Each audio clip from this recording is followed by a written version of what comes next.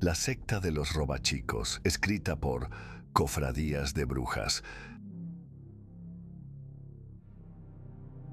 1974 suena tan lejano porque realmente lo es.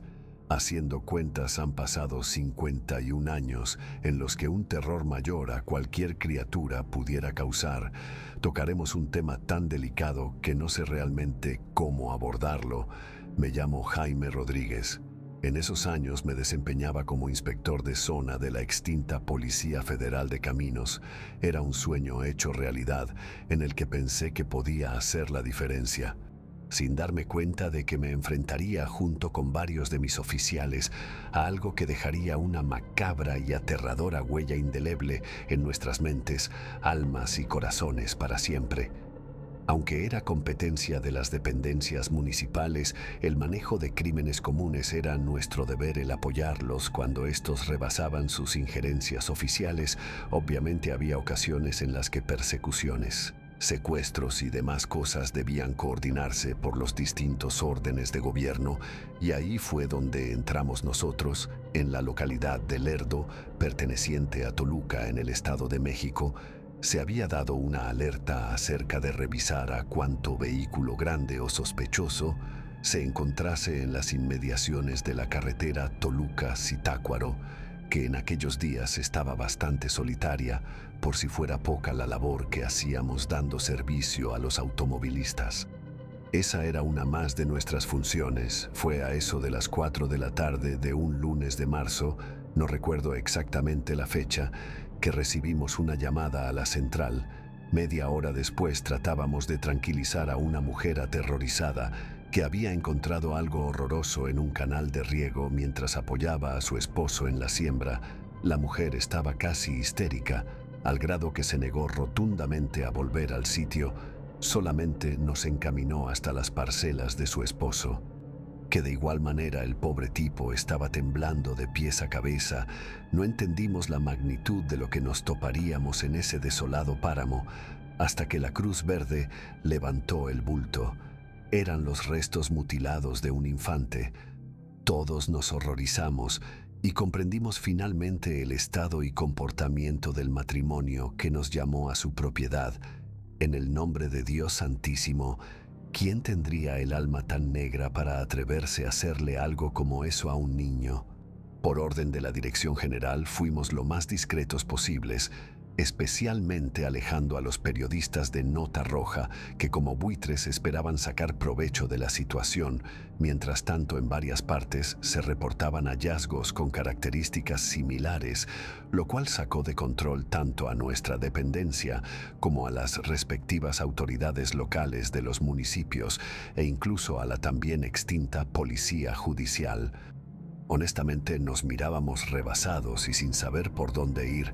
Y es que, sin excusarnos, eran otros tiempos, y nuestro equipo y labor de investigación eran demasiado anticuadas, sin mencionar que muchos de los mandos medios éramos nuevos y solamente buscábamos destacar de la mejor manera. Nadie nos dijo nunca que nos veríamos envueltos en algo tan espantoso, y lo que sucedía estaba bastante oculto al ojo público. Las televisoras antes estaban manipuladas por el gobierno y no informaban sino aquello que se les ordenaba transmitir, en su mayoría mentiras color de rosa de que todo estaba bien y que la modernidad nos estaba alcanzando, y por supuesto, propaganda alabando al presidente en turno. Eso sin mencionar que los perpetradores de esos crímenes cuidaban tan bien sus pasos que realmente nadie nos podía dar un norte. Parecería que estaban perfectamente organizados, nada igual a las entonces bandas de criminales que estaban conformadas por viciosos y gente de barriada, los cuales nunca se atreverían a hacer algo semejante. Y fue precisamente ahí donde comenzamos a idear un plan. Por primera vez en nuestra vida, negociaríamos con los delincuentes para acabar con un mal en común, pues esto no solamente afectaba a la sociedad, quienes desconocían realmente a qué se enfrentaban, también nos afectaba a nosotros y a ellos particularmente, pues de no resolverse el asunto, mandarían al ejército a cerrar las calles y obligar a todo el mundo a seguir un toque de queda, y nadie quería eso, así que de mala gana, pero nos pusimos de acuerdo. Nosotros nos haríamos de la vista gorda en ciertas situaciones, pero ellos debían avisarnos sí o sí en caso de que algo extraño pasara en la zona. En medio año no teníamos ni una sola pista, hasta que uno de ellos cometió un error, y de quien menos esperamos recibir ayuda, fue quien nos dio una pista vital para dar con nuestro objetivo. Resulta que un viejo T-8 conocido como el Pelos, ya saben, de esos vaguitos que fuman del pastito que te da risa, se dedicaba a juntar cartón y otras cosas para venderlos y hacerse de su vicio y su comida. Cuando notó algo que no cuadraba con lo que normalmente veía a diario, uno de sus rivales de zona llevaba un costal de tela, de esos que se usaban tanto en el correo como en las lavanderías de chinos, muy famosas por esos días. El caso era que el vagabundo notó que el otro T-8 se esforzaba demasiado por cargar ese saco, que además de todo, al seguirlo se dio cuenta que el otro vagabundo le entregaba el famoso costal a unas personas de traje y corbata en una camioneta cerrada a las afueras del basurero. Como pago lo dejamos ir, además de comprarle su chingadazo de caña y darle comida. Ese hombre se fue feliz de haber podido ayudar. Como nos dijo el vagabundo, fuimos al basurero, vestimos a 2 de nuestros agentes para que se mezclaran con los demás.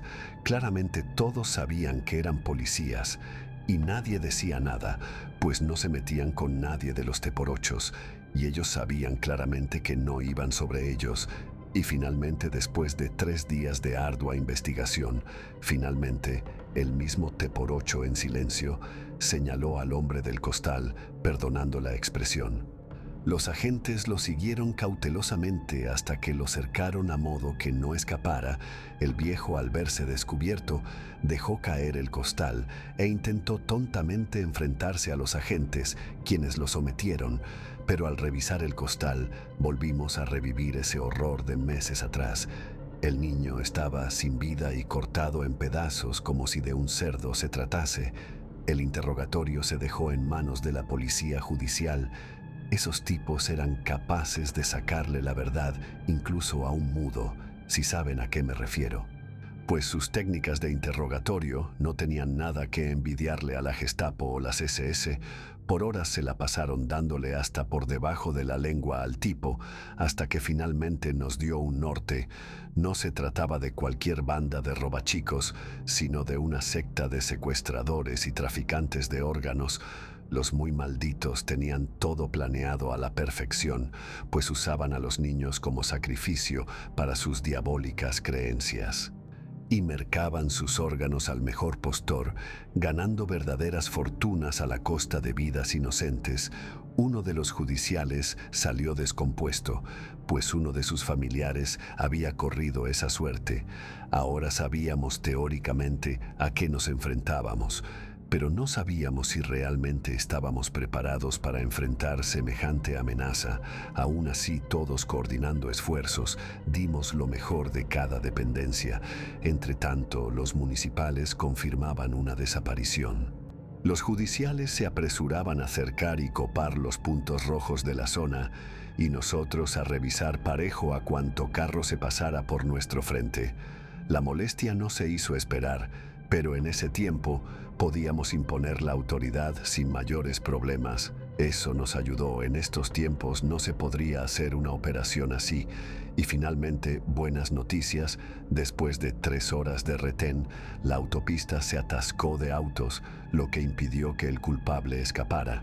Dimos con un par de infantes con vida y a salvo, pero cuando menos lo esperamos, una ráfaga le quitó la vida al sujeto antes de que lo pudiéramos arrestar. Los maleantes escaparon a toda velocidad en una moto todoterreno. Algo gordo debía pasar para que se arriesgaran de esa manera, pero rescatamos a los 2 infantes ilesos, y eso ya era reconfortante. Después de ese día, las cosas no hicieron sino empeorar, sin importar cuánto quisiéramos actuar. Estábamos atados de manos por la insuficiencia de personal. No podíamos cuidar todas las escuelas, parques, plazas y centros deportivos, y esa brecha nos costó cara. Nuevamente el Pelos, nuestro soplón, nos dio otro pitazo de una nueva entrega. Esta vez pudimos detener al maldito infeliz que recibía los restos. Este solamente se los recibía al indigente, que desconocía totalmente lo que ese hijo de puerca hacía con los infantes. Dentro de la camioneta había restos de varios pequeñitos. El indigente que hacía las entregas huyó despavorido al darse cuenta de lo que había hecho todo ese tiempo. Él no tenía la culpa. Estaba atrapado entre el hambre y el vicio. Al llegar a la comandancia, los judiciales hicieron su labor. Sin embargo, recibieron una reprimenda. Al parecer, ese tipo tenía contactos muy importantes, pues ni bien entró a la sala de interrogatorios, ya estaba en el pasillo rumbo a la calle, mirando fijamente a todos a su alrededor, pero especialmente al Pelos. 2 días pasaron sin incidentes, pero al amanecer del tercer día recibimos una llamada. Alguien les fue a tirar a las puertas de la municipal el cuerpo del Pelos. Estaba visiblemente torturado y le habían cortado la lengua. Eso nos indignó a todos, especialmente porque le habíamos tomado cierto aprecio al pobre indigente. Ahora sabíamos que lidiábamos con gente peligrosa y dispuesta a demostrar que no estaban jugando. Esta secta operaba literalmente bajo nuestras narices. Y nosotros no nos dábamos cuenta de ello, no porque alguien fuera cómplice directamente, sino por las influencias con las que contaban estos malditos, y ya lo habíamos visto. Días después, alguien llamó a la jefatura. Se escuchaba débil y decía tener una pista muy importante que darnos, pero debíamos darnos prisa. Al llegar a la dirección, vimos al otro indigente misterioso bañado en su propia sangre. Los sectarios lo molieron a palos. Trabajosamente pudo llegar a la cabina telefónica, pero nos dio justo lo que queríamos escuchar. Minutos más tarde murió. Las lesiones internas eran demasiadas. De todas formas, nada podíamos hacer por él. La dirección que nos dio estaba una casona a las orillas de la barranca de Coconetla, en el Parque Los Dinamos, sitio de por sí muy famoso en el entonces Distrito Federal por sus innumerables cuentos e historias de brujas y nahuales, y podíamos constatar que ahora esas leyendas tenían mucho de verdad, no porque nos topamos con criaturas sobrenaturales, sino con monstruos de carne y hueso. La incursión hasta el lugar fue todo un reto. En esa zona de difícil acceso, tanto los judiciales como nosotros acordamos entrar a pie en avanzada. Mientras tanto, los municipales entrarían a nuestra señal, ni antes ni después. La operación era tan importante para esos tipos que tenían muchos guardias apostados en diferentes puntos del lugar. Afortunadamente llevábamos el elemento sorpresa de nuestro lado. Eso nos dio mucha ventaja conforme avanzábamos. El ambiente se sentía pesado, incómodo y lúgubre. A pesar de ser media tarde, un escalofrío nos recorría la espalda. Presentíamos que algo no cuadraba con el lugar. Digo, si es bien sabido toda la clase de cosas que se cuentan sobre este sitio, pero era algo más, probablemente el hecho de saber que estábamos a nada de conocer en persona al verdadero horror tan depravado, morboso y vil de que es capaz de llegar a ser el ser humano. Al entrar a la casona lo hicimos en absoluto sigilo y lo más silenciosamente posible. Al ir avanzando, podíamos escuchar los llantos, gritos y gemidos de varios infantes. Tuvimos que hacer esfuerzos sobrehumanos para no meter la pata. A pesar de lo mucho que eso nos afectaba, teníamos que actuar con la cabeza fría e intentar rescatar a esos pequeños de las garras de esos malparidos. Cuando encontramos el origen de los ruidos, varios de nosotros no pudimos evitar el caer de rodillas. Vencidos por el espantoso espectáculo, tan sangriento, grotesco y cruel que se postraba ante nuestros incrédulos ojos, eso parecía una verdadera carnicería. Cuerpos suspendidos de ganchos, recipientes con órganos, charcos de sangre anegaban el piso.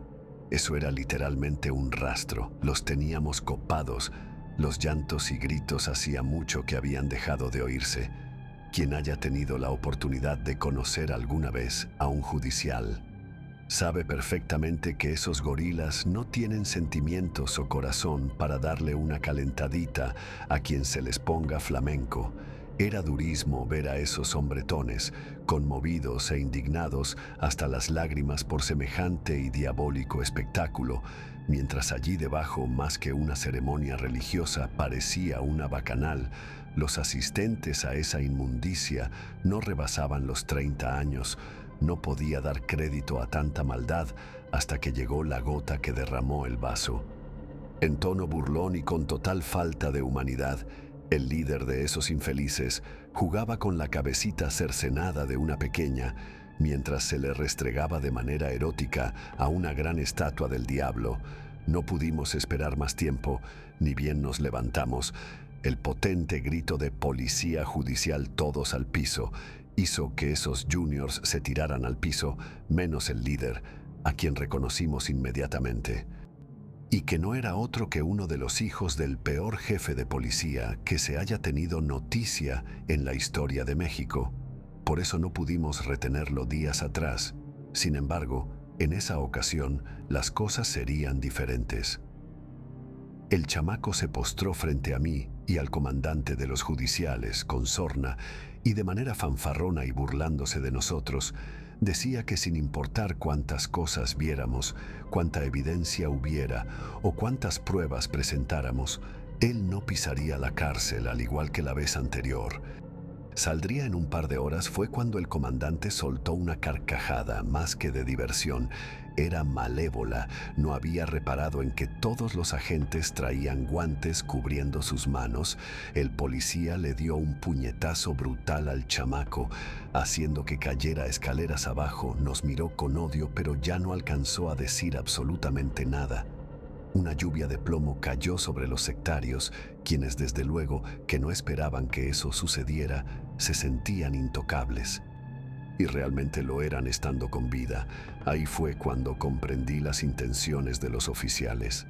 Esos malditos no podían salir vivos de ese sitio. De hacerlo, nada les pasaría. La ley no aplica para personas como ellos. Y se aseguraron de que no salieran, haciendo gala de las maniobras más sucias conocidas por su dependencia. Se despojaron de sus armas y las colocaron en manos de esos sujetos. Luego accionaron sus armas con balas de salva. Eso era suplantación de evidencia. Pero qué carajo. Valía totalmente la maldita pena. Como dije, si arrestábamos a esos malditos puercos, la ley los dejaría salir. Así que esa ocasión simplemente se hizo lo necesario para acabar con esa demoníaca secta. Se sacó de circulación a la banda de traficantes de órganos y desmantelamos a la banda de robachicos. 3 pájaros de un solo tiro.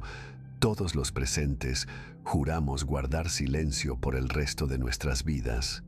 A mí me queda poco tiempo y soy el último que quedaba con vida. Esa hazaña nos trajo a todos ascensos y jugosos aumentos, además de ser tratados como héroes.